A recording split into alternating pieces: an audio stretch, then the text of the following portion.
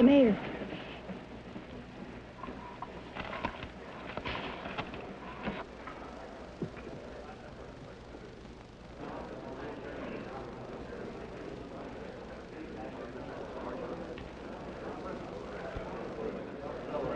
Ladies and gentlemen, you've heard the reports that enemy planes are approaching. In less than 3 hours, an H-bomb might fall over Portland.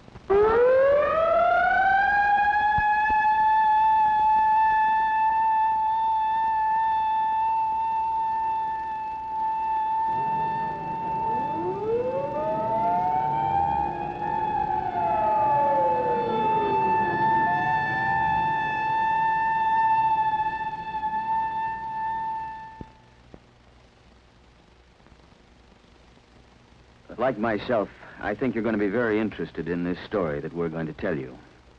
And in this age of missiles and man-made moons, it takes on added significance.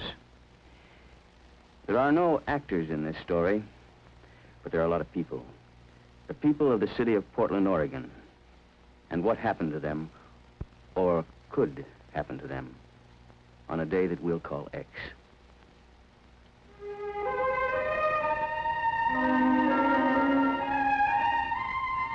This is the land, between the mountains and the sea, between the snow-capped crater of Mount Hood and the Pacific. It's tall timber country. And this is the city, largest dry cargo port on the Pacific coast.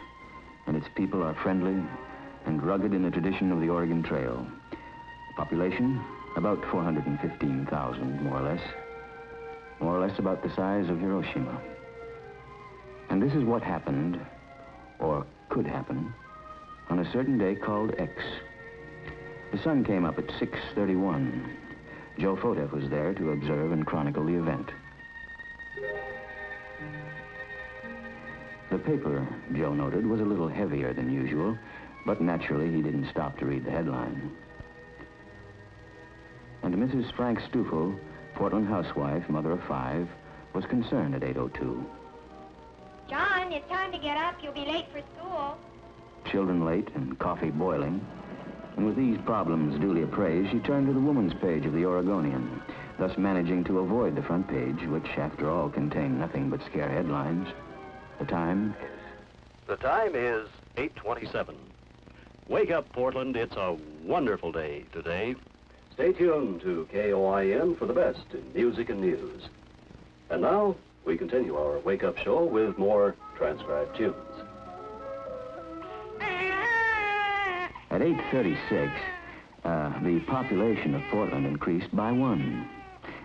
Timothy James made his first comment at a local hospital and settled down to life in the 20th century. Like all communities, religion is important. The people, like its church architecture, are forward-thinking.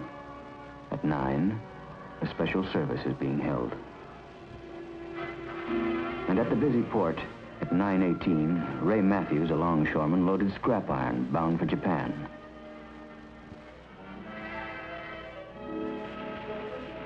At 9:37, at the Central Fire Station, the men were busy with their morning chores, scrubbing hose, cleaning ladders, and shining the pumper.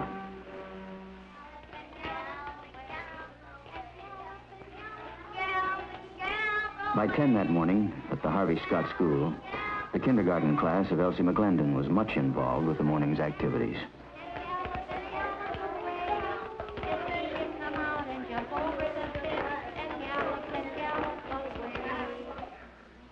Council will come to order. The clerk will call the roll. Dean, Booty, Bowes, Earl. And the twice-weekly meeting of the city council was much involved, too. A matter of sewer maintenance was one of the problems up for discussion. At police headquarters, the messages at 10:31 so far indicated 2 cars stolen, a drunken disorderly. An average day in an average American city. Number 126, stolen auto 1425 Ashton. 126. Cat in a tree, 14 in Ankeny. Except this day. Driveway 12 in Ankeny. This day is the one called X. Attention all stations. Emergency. This is an an air raid warning and Conelrad radio alert. Repeat, this is an air raid warning and Conelrad radio alert. Enemy aircraft are over the Aleutians.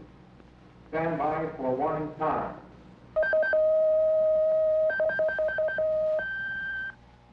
This is Western. Prepare to copy time information. Time to Seattle, 2 hours, 30 minutes. Portland warning point. Air raid warning. Enemy aircraft over Canada and Alaska. Time to Portland, 3 hours, 15 minutes. Thank you. I'll notify the mayor. At 10:32, Jack Lowe, the city's civil defense director, receives the words. Enemy planes have crossed the pole. Probably they carried H-bombs. Likely one, maybe two, are headed for Portland. The mayor is alerted. Clerk, gentlemen of the council, I've just received information that enemy planes are approaching this area. I just authorized the sounding the evacuation signal. The council will be in recess and we'll immediately reassemble at the Emergency Operations Center. And so this day called X, which began in such an ordinary way, is no ordinary day. At 10:35, the banshee wail of the siren echoes the warning, and the city prepares for survival.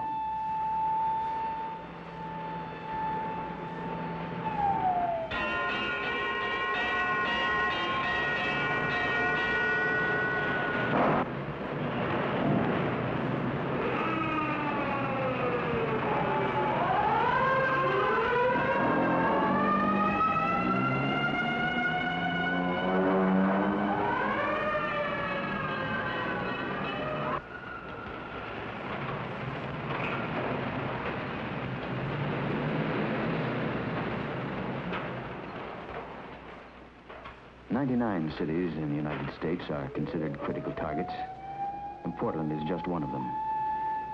And it's so hard to know in advance how any man will react when that day comes. There will be those like Ben Conrad, the mechanic, who has heard the sirens before in practice, and who will disregard them. And there are those like Tom Cook who can't go. He's one of the power load dispatchers for all electric power in the Northwest. These men are expendable. Others can and do go.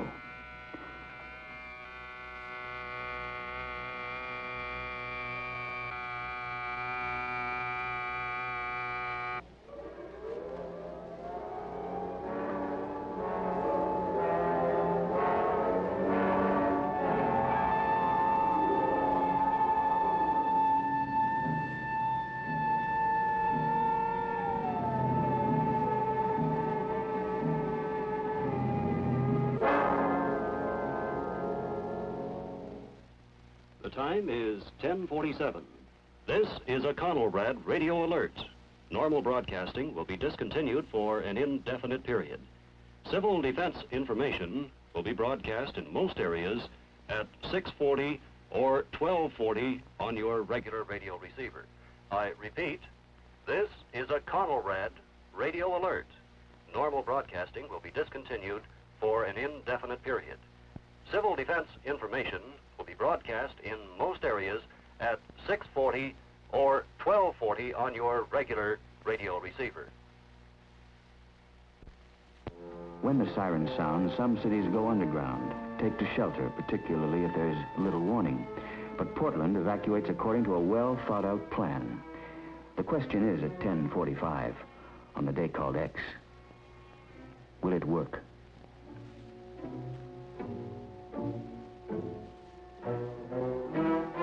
Quietly, without panic, the city organizes, becomes mobile the best it can.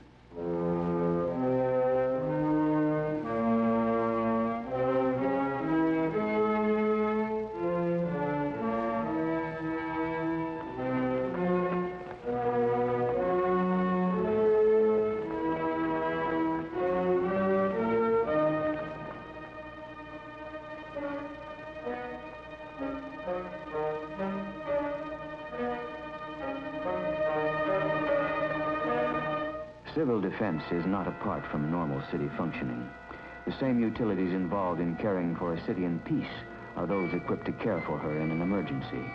And when the siren sounds, each man knows his responsibility.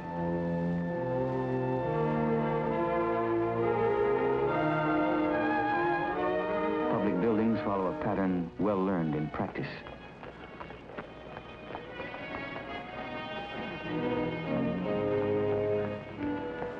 The idea, to move out of the city, to move fast, but with caution.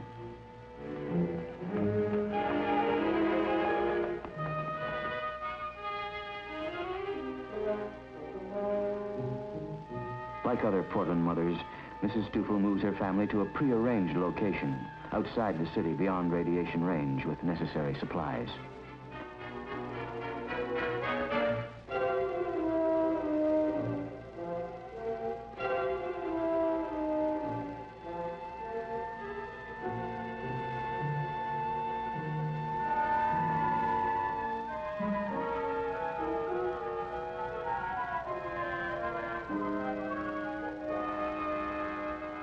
And Timothy James and his mother go for an unexpected ride in a moving van in his first day of life.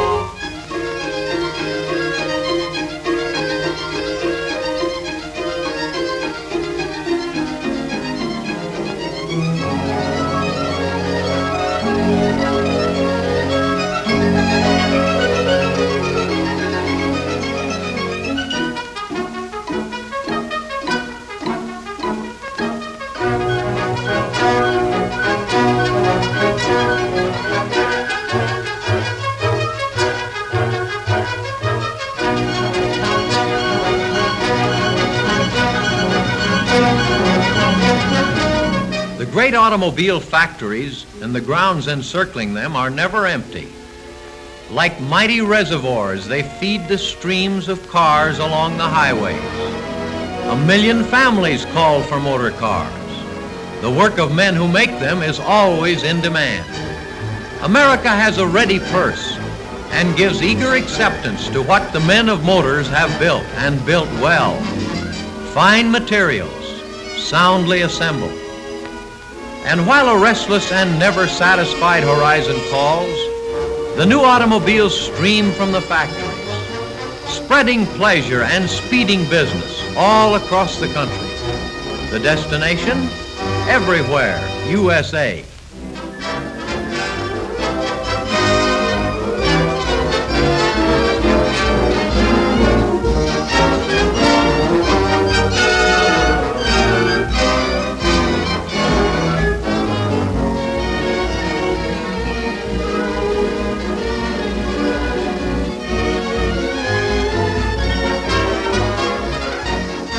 And now a stream of paychecks flows to all the men who are building 1 million cars for the boulevards and highways of America. Tens of thousands of men on one single payroll have money for themselves and for their families to spend. Money to spend for wholesome foods, for good clothes, money for comforts and conveniences. Fresh buying power floods into all the stores of every community. New trade and new commerce have been created by the overflow of purses. And beyond the marketplaces, new wealth flourishes and new prosperity grows. Prosperity greater than history has ever known.